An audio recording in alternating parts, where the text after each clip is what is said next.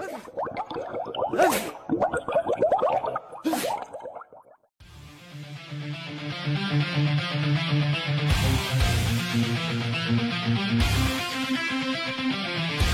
guys, jadi di video saya kali ini saya akan menjelaskan. Jadi di video saya ini saya juga memberikan materi berupa kuliah getaran mekanik. Nah, jadi ini video pertama saya, video pertama kuliah getaran mekanik yang akan saya berikan. Oke, kita langsung saja. Jadi sebelum kita memulai pembelajaran tentang getaran mekanik, tentang getaran bebas, getaran terpaksa, dan lain-lainnya. Nah, di video pertama ini saya akan menjelaskan dulu konsep dari getaran itu sendiri dan juga bagaimana persamaan gerak harmoniknya. Oke, jadi konsep getaran dulu, seperti yang kalian lihat ada dua gambar di sini. Dua gambar berikut ini merupakan fenomena getaran, ya, yaitu berupa massa pegas dan sistem bandul. Jadi getaran sendiri itu adalah gerak bolak-balik yang terjadi di sekitar titik kesetimbangan. Jadi titik kesetimbangan ini, misalkan ketika massa pegas dan si bandulnya ini diam, nah itu maka dia akan diam di titik kesetimbangan tersebut. Nah, contohnya misalkan pegas ini, ya, misalkan titik kesetimbangannya di sini, nah maka dia akan bergetar ke sana sejauh x dan ke kiri sejauh min x, ya, sama besar ya, tapi berlawanan arah. Nah, begitu juga dengan si bandul ini, dia itu punya titik kesetimbangan di sini. Nah, dia menyimpang ke sana dan menyimpang ke sana. Ya, ini sejauh alfa, dan ini min alfa. Nah, seperti itu yang dimaksud dengan titik kesetimbangan. Oke, lanjut lagi. Nah, kalian bisa lihat bola biru ini, jadi dia itu bergetar dalam arah sumbu vertikal. Dalam arah sumbu vertikal, dalam selang waktu tertentu. Nah, jadi pergerakan getaran harmonik itu sebenarnya mengikuti persamaan sinusoidal. Ya. Persamaan sinusoidal itu apakah dia sinus ataupun kosinus. Nah, bagaimana kita menuliskannya? Coba cek. Nah, kalian bisa lihat di sini ada sebuah vektor yang berputar dalam lingkaran. Nah, vektor itu berputar. Nah, kalau kita tinjau di sumbu X-nya, ya, sumbu horizontalnya, itu adalah proyeksi di mana benda tersebut bergetar secara harmonik, ya. Dan vektor ini berputar dengan kecepatan atau RPM yang konstan. Nah, jadi kalau saya tuliskan, nah di sini kalau saya tuliskan, jadi benda ini kan dia berputar, ya, berputar berlawanan arah jarum jam. Nah, dengan kecepatan, dengan RPM itu omega, ya, omega. Jadi ini theta. Nah, theta sendiri, ya, besarnya sudut adalah omega dikali t, ya. Jadi sudutnya itu sama dengan omega. Omega ini kan kecepatan sudut putar, ya, frekuensinya dikalikan waktu, ya. Jadi sudut sama dengan kecepatan sudut dikali waktu. Nah, atau misalkan dia ini fase awalnya itu misalkan theta 0, maka theta sama dengan theta 0 jumlahkan omega t. Nah, seperti itu.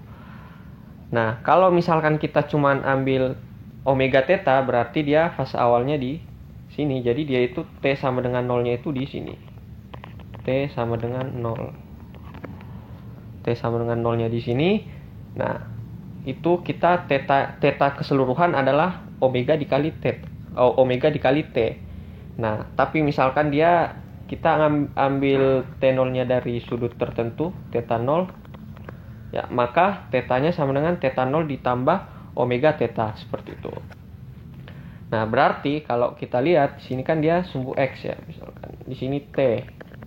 Nah, untuk X-nya sendiri itu sama dengan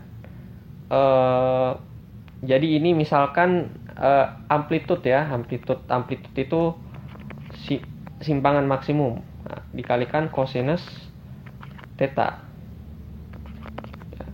Jadi amplitude itu ya ini simpangan maksimum. Ya, jari-jari lingkaran ini. Jadi kan X ini sama dengan A dikali kosinus tetanya saya ganti jadi omega T jumlahkan theta 0. Nah, seperti ini persamaan gerak harmoniknya ketika dia bergetar ketika kita tinjau di arah sumbu X, di sumbu horizontal ya, horizontal. Nah, oke.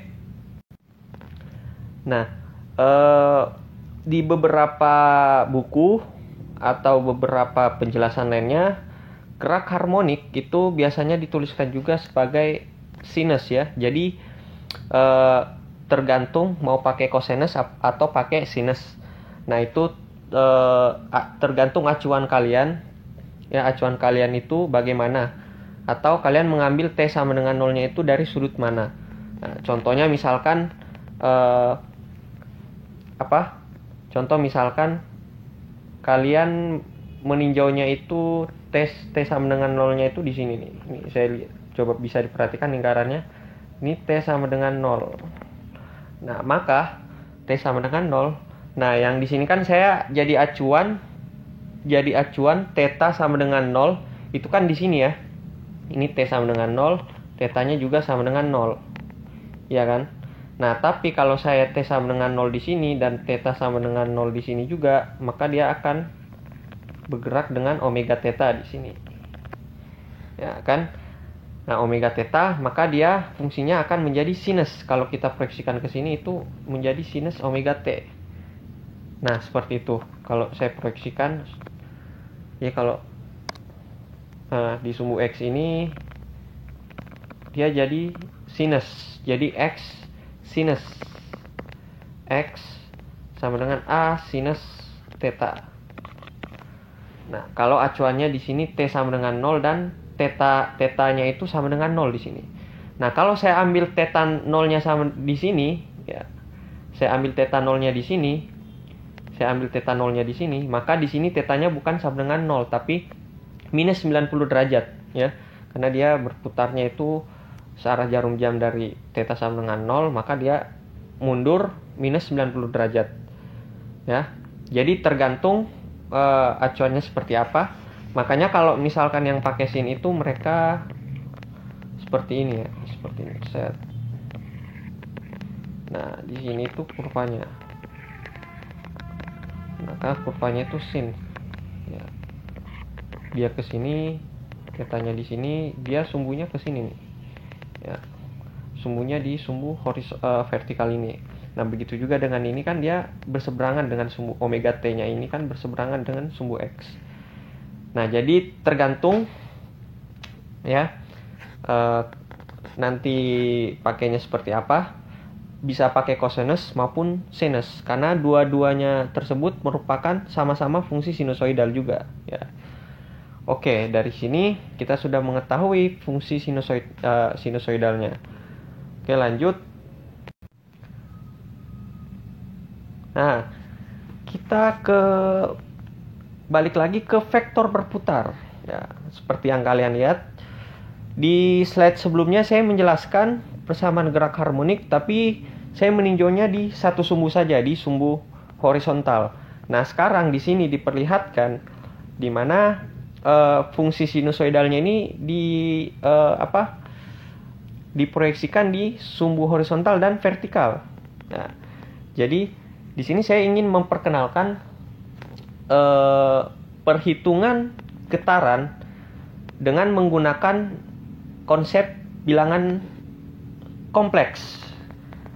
Bilangan kompleks itu terdiri dari bilangan real dan bilangan imajiner ya. Jadi oke, bisa kalian perhatikan. Nah, misalkan ini sumbu ini theta ya. Theta. Saya ambil acuan di sini theta sama dengan 0 seperti itu. Nah, ini tetanya dan dia berputar. Nah, kalau saya lihat ini kan sumbu vertikal ya, vertikal, dan ini sumbu horizontal. Jadi di sini T-nya, nah, sedangkan di sini X-nya, sedangkan yang ini itu di sini T-nya, nah, sedangkan di sini simpangannya. Nah, untuk sumbu vertikal ya, sumbu vertikal itu saya sebut dengan sumbu imajiner, dan sumbu horizontal itu adalah sumbu real. Nah, jadi dalam bilangan real kita bisa menuliskan ini tuh menjadi notasi bilangan kompleks ya. Bilangan bilangan kompleks. Nah, misalkan saya lihat dulu di sumbu real itu kan ini ya. Nah, berarti dia apa? Kalau kita lihat lingkarannya itu, berarti dia xt sama dengan A dikali cosinus omega t plus theta 0 atau sudut pas awal. Nah, begitu juga di sumbu imajiner, sumbu vertikal itu A sinus omega t plus theta 0. Ya, jadi ini materi yang ada di matematika rekayasa atau kalkulus ya, kalau kalian sudah belajar, yaitu mengenai bilangan kompleks, konsep bilangan kompleks. Jadi ada dua bilangan ya, ada dua persamaan A cos omega t plus theta 0 ya kan, itu di sumbu real, ini di sumbu real. Sedangkan di sumbu imajiner itu A sinus omega t plus theta 0. Nah, bagaimana kita merepresentasikan kedua persamaan ini menjadi satu persamaan? Ya, jadi kalau kita merepresentasikan itu, kita tulisnya seperti ini. Xt sama dengan X0 dikali E pangkat I omega T. Ya, seperti itu. Dimana E pangkat I omega T, jadi seperti yang kalian ingat ya, kalau kita belajar bilangan kompleks itu ada persamaan Euler, yang mana EI omega T ini sama dengan cosinus omega T ditambah dengan I dikali sinus omega T ya, dimana I ini kan bilangan imajiner ya, atau akar min 1. Nah, lalu X0 sendiri adalah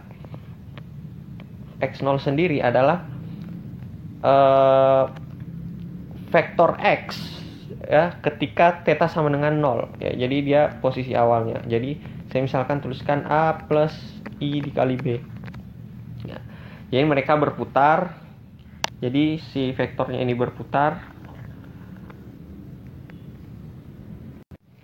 Nah, jadi misalkan dia posisi awalnya itu theta 0, sudut fase awalnya theta 0, maka posisi di sumbu real itu dia A, dan posisi di sumbu imajiner itu B. Maka X0 ini A plus I dikali B ya. A ini realnya, dan IB ini adalah B ini adalah imajinernya. Nah, jadi kalau kita menghitung magnitud X0, ini X0, magnitud dari X0 ya, saya mutlakkan itu sama dengan berapa? Akar A kuadrat plus B kuadrat.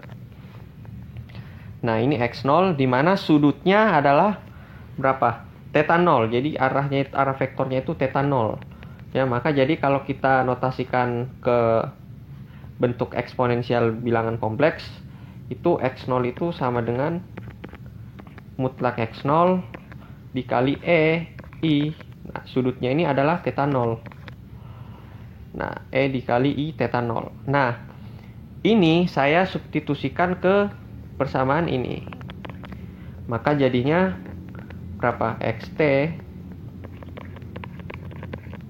menjadi X0 mutlak E I theta 0 dikali dengan E pangkat I omega T. Jadi kalau saya tulis persamaan akhirnya seperti ini. Mutlak X0 ya dikali E I theta 0 Jadi di sini kan dia sudah X pangkatnya ini jumlahkan ya. Jadi sesuai sifat eksponen I ini saya jumlahkan omega T jumlahkan dengan theta 0. Nah, seperti ini persamaannya. Oke, jadi kalau misalkan saya tuliskan lagi ya, saya ini dulu. Oke, seperti ini. Jadi saya tuliskan xt itu ya, saya ubah ini ke bentuk persamaan Euler ya, yang sinus dan kosinus itu. Ya, jadi saya tulis xt itu sama dengan berapa? Kosinus. Nah, sudutnya ini kan omega T plus theta 0. Nah, dijumlahkan bilangan imajiner dikali ini X0-nya lupa ya. Jadi ada X0 di sini. Jadi X0 mutlak ya kan dikali kosinus omega T plus theta 0 ya dijumlahkan I dikali mutlak X0 dikali sinus omega T plus theta 0. Nah, seperti yang kita lihat di sini, ini tuh kan real, ini tuh realnya, sedangkan ini imaginernya. Karena di sini ada bilangan imajiner akar min 1. Nah, jadi untuk merepresentasikan kedua ini, nah ini tuh seperti ini. Ya, ini realnya yang seperti ini itu realnya ya sama dengan ini, sedangkan ini imaginernya sama dengan ini. Nah, sebenarnya simpangan yang kita lihat itu adalah simpangan. Jadi kalau kita lihat benda bergetar itu, misalkan dia di arah sumbu di suatu sumbu. Nah, jadi kalau kita lihat dia bergetar itu, simpangannya itu sebenarnya adalah bilangan realnya. Jadi yang kita tinjau itu bilangan realnya, ya bilangan realnya. Tapi untuk merepresentasikan, karena kan dia bergetar meskipun dia cuman kita tinjaunya di real, tapi dia juga memiliki di sumbu di sumbu lainnya itu bilangan imajiner ya. Jadi misalkan dia punya bilangan real dan imajiner, jadi kita bisa merepresentasikannya menjadi satu persamaan seperti persamaan yang tadi ya. Xt-nya itu sama dengan X0 E pangkat I omega T. Nah, jadi kita bisa menyelesaikan persamaan-persamaan getaran juga menggunakan persamaan ini. Ya, bisa juga dengan sinusoid, bisa juga dengan eksponensial bilangan kompleks ini juga bisa. Nah, seperti itu. Oke, jadi untuk konsep persamaan getaran menggunakan eksponensial bilangan kompleks sampai sini. Nah, selanjutnya saya akan menjelaskan persamaan dari posisi kecepatan dan percepatan getar. Ya, seperti yang kita ketahui di sini kan kita sudah mengetahui persamaan dari posisinya. Ya, ini persamaan displacement-nya sebenarnya. Yang dimana simpangan maksimumnya itu A, ya, atau mutlak X0. Jadi mutlak X0 ini itu yaitu sama dengan A ya. Oke, jadi kita lanjut. Oke, untuk persamaan gerak harmoniknya, jadi kan kita awalnya kan sudah mengetahui posisi, ya. Nah, kita kan sudah tahu posisinya kan, posisi atau displacement simpangan ya, itu sebesar kalau ya, jadi untuk xt-nya itu, nah di sini saya cuman ambil yang realnya saja ya, karena yang kita tinjau realnya. Nah, kalau saya pakai sinusoid sama dengan mutlak X0 dikalikan kosinus omega T plus theta 0 seperti itu. Nah, selanjutnya saya mau turunkan dia terhadap T. Karena untuk mencari kecepatan, ya, kecepatan itu x dot ya, sama dengan dx per dt. Nah, x dot ini maksudnya x yang diturunkan terhadap T. Ya, jadi variabel itu kalau diturunkan terhadap T, misalkan Q, maka dia jadi Q dot. Ya, kalau kita turunkan 2 kali jadi Q double dot. Ya, khusus untuk turunan terhadap T. Jadi variabel apapun itu biasanya pakainya itu seperti itu, ya. Jadi misalkan di sini X turunan terhadap T, maka X dot. X dot, maka saya turunkan ini. Nah, ini menjadi turunan trigonometri seperti yang kita telah pelajari sewaktu SMA. Nah, itu kan kita turunkan terhadap T, cosinus turunannya adalah min sin. Ya, jadi sinus, dia jadi sinus omega T plus theta 0. Di mana turunan omega T plus theta 0 terhadap T itu dikeluarkan. Ya kan, kalau omega T dan theta 0 diturunkan terhadap T, itu menjadi omega ya, karena theta 0 sendiri itu tidak mengandung variabel T. Jadi dia 0. Jadi kita cuma ambil omega. Di sini mutlak x0 min omega. Ya. Minus karena turunan dari cosinus sendiri adalah minus sin. Ya. Min omega. Seperti itu. Nah, bagaimana dengan percepatan atau akselerasi ya? Percepatan atau akselerasi. Nah, akselerasinya itu ya x double dot. Ya, karena kan turunan dua kali dari posisi. Ya, turunan 2 kali dari posisi.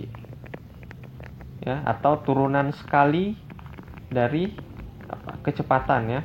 Nah, maka ini sama dengan sinus turunannya cosinus. Jadi cosinus ini omeganya keluar lagi, maka min omega kuadrat mutlak x0 dikali cosinus berapa ini? Omega T plus theta 0. Nah, seperti ini persamaan percepatannya. Nah, kalau kita lihat, jadi di sini posisi dan kecepatan itu mereka beda fasenya 90 derajat ya, 90 derajat. Nah, kan karena di sini cos, sedangkan kecepatannya itu sinus. Ya, cos dan sins. Ya, jadi mereka beda fasenya 90 derajat. Ya kan? Cos theta sama dengan sinus 90 min theta. Bedanya itu 90. Nah, sedangkan untuk posisi dan percepatan ya, itu kan cos dan min cosinus ya. Jadi cos 180 min theta itu sama dengan min cos theta. Jadi beda fasenya adalah 180 derajat atau pi radian ya. 90 derajat sama dengan pi per 2 radian, dan 180 derajat itu pi radian. Nah, kalau kita ubah konversikan ke radian. Nah, bisa juga kita menentukan persamaannya itu menggunakan notasi ini, eksponensial bilangan kompleks, yaitu x0 ini dikali E pangkat berapa ini? I omega T ya. Nah, maka x dotnya itu kecepatannya berapa? Nah, pangkatnya ini kan I omega T. Nah, turunan I omega T terhadap T kan I omega, maka di sini I dikali omega x0 E pangkat I omega T. Nah, x double dotnya bagaimana? X double dotnya ya turunkan lagi I omeganya kali I omeganya ya, I kuadrat dikali omega kuadrat x0 E pangkat I omega T. Nah, karena I itu sama dengan akar min 1, maka I kuadrat adalah akarnya hilang jadi min 1. Nah, maka di sini x double dotnya bisa juga dituliskan. Nah, ini kan min omega kuadrat x0 E pangkat I omega T. Nah, seperti itu, guys. Nah, yang ingin jadi di sini saya mau memperlihatkan sebuah keunikan dari persamaan ini. Nah, jadi kan posisi itu kan dia cos ya, cos. dan kecepatan itu sin ya. Jadi kalau kita lihat di x dotnya ini kan dia bilangan imajiner ya. Dia di sumbu imajiner, dia pakai sin ya. Nah, sedangkan posisi dan percepatan itu bilangan i-nya itu tidak ada ya. Mereka pakai cos. Nah, posisi dan percepatan itu sama-sama memakai cos di sini ya. Cos. Jadi kalau kita lihat ini itu ya, itu sama dengan x ya kan. Kalau kita perhatikan, nah, itu sama dengan x. Balik ke persamaan ini nih. Nah, maka x double dot itu sama dengan min omega kuadrat dikali x. Nah, bagaimana dengan yang ini? Nah, yang ini kan juga sama x. Nah, ya, x double dot sama dengan min omega kuadrat dikali x. Ya, nah, kalau saya pindahkan omega kuadrat x ke ruas kiri, maka jadi seperti ini. X double dot plus omega kuadrat dikali x sama dengan 0. Nah, ini biasa juga kita sebut dengan persamaan diferensial getaran ya. Getaran harmonik. Nah, jadi persamaan diferensialnya ini order 2, x double dot, jadi dia order 2 persamaan diferensialnya. Kalau kalian sudah belajar matematika rekayasa ya, atau kalkulus, belajar tentang persamaan diferensial, jadi ini tuh merupakan persamaan diferensial order 2 ya. Nah, di mana omeganya ini omega n ya, frekuensi natural dalam radian per second ya kan. Nah, bagaimana kalau dia itu getarannya torsional ya, getaran secara torsional vibration. Nah ya, kita tulis yaitu juga tetap sama, alpha double dot omega n kuadrat dikali alpha sama dengan 0 ya. Torsional vibration itu simpangannya berupa sudut ya. Kalau x ini kan dia berupa besarannya panjang, sedangkan alpha ini sudut. Nah oke. Jadi persamaan diferensial getaran ini, nah ini nanti akan digunakan juga untuk menentukan frekuensi natural sistem yang akan saya bahas di video selanjutnya. Oke, sampai sini dulu pembahasan saya. Di next video saya akan menjelaskan tentang konsep menentukan frekuensi natural dari sistem 1 derajat kebebasan.